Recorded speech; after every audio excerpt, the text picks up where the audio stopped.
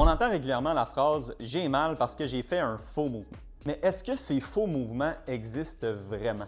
Je vous rassure, dans la majorité des cas, ce n'est pas le mouvement que vous avez fait au moment où est-ce que la douleur est apparue qui est en cause de votre douleur, mais ce mouvement-là est plus souvent qu'autrement simplement la goutte qui a fait déborder le vase. La vérité, c'est que le corps humain a une très grande et bonne capacité à compenser, mais aussi à camoufler ces compensations-là pour une certaine période, qui fait en sorte que vous pouvez vous en sortir avec plusieurs semaines et même plusieurs mois d'accumulation de certains petits facteurs de risque comme une surcharge au travail, une accumulation de stress, un manque de sommeil, une inactivité physique ou au contraire une surcharge d'entraînement par exemple, et j'en passe, jusqu'à un certain moment où votre corps décide que c'en est trop et qu'il n'est plus capable de compenser et de camoufler.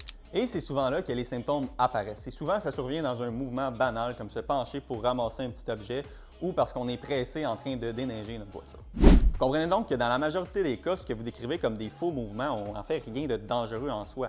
C'est tout ce qui est arrivé dans les semaines ou les mois précédents qui ont vraiment de l'importance. Donc la prochaine fois que vous pensez avoir fait un faux mouvement, posez-vous la question, qu'est-ce qui est différent ou qu'est-ce qui est peut-être pas optimal dans mes habitudes actuelles?